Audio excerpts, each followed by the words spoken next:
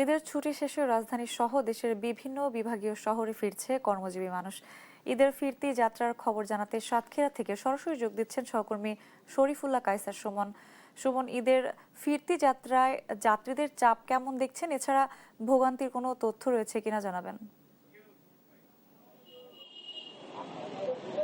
সানজিদা, দাঁড়িয়ে আছি সাতক্ষীরার যে সঙ্গীতার মোড়, যেখান থেকে আসলে ঢাকাগামী সকল বাসগুলো ছাড়ছে। সেখানে ঈদের যে দীর্ঘ ছুটি, সেই দীর্ঘ ছুটির পরে সাতক্ষীরা বাংলাদেশের দক্ষিণ পশ্চিম জনপদের শেষ যে জনপদ, শেষ যে জেলা, সেই জেলা হচ্ছে সাতক্ষীরা। এখানে মানুষের যাতায়াতের একটাই মাধ্যম, সেটি হচ্ছে বাস। এই ছাড়া আসলে এখানে ট্রেন লাইন নেই, একই সাথে লঞ্চের যাতায়াত নেই, বিমানের যাতায়াত নেই, শুধুমাত্র বাস। এই বাসেই এখন মানুষ যারা ঈদের ছুটিতে এসেছিল তারা এখন একে একে সবাই ফিরছে। আমরা দেখতে পাচ্ছি যারা কর্মজীবী মানুষ, তাদের অফিসে যেতে হবে। আমরা একটু কথা বলার চেষ্টা করছি কারোর সাথে, যাত্রীদের সাথে।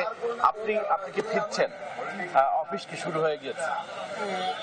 আলহামদুলিল্লাহ, কাল থেকে আমরা অফিস শুরু, এই জন্য আজ থেকে রওনা দিচ্ছি। যে একদিন আগে যদি আমরা না যাই পরে তো সমস্যা হতে পারে।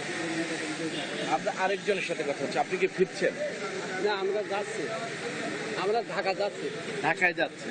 কি মানে কাজকর্মে আবার ফিরতে হবে? হ্যাঁ, কাজকর্ম করে আবার ফিরতে। হ্যাঁ, যেমনটি শুনছিলাম সানজিদা, আসলে মানুষ তারা স্বজনের কাছে এসেছিল। বাংলাদেশের ঈদ বা এই জনপদের মানুষের ঈদ মানেই হচ্ছে আপনজনের কাছে ফিরে আসা। আবার আসলে ফেরত যাওয়ার সময় মানুষের যে কণ্ঠস্বর, যে আবেগ, তার মধ্যে কিন্তু অনেকটা কষ্ট, বেদনা মিশ্রিত থাকে।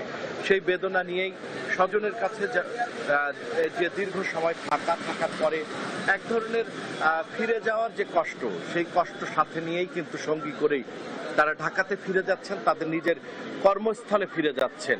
কাজ তাদেরকে আবার আপনজনদের কাছ থেকে রাজধানীমুখী করে ফেলছে এবং টেনে নিয়ে যাচ্ছে।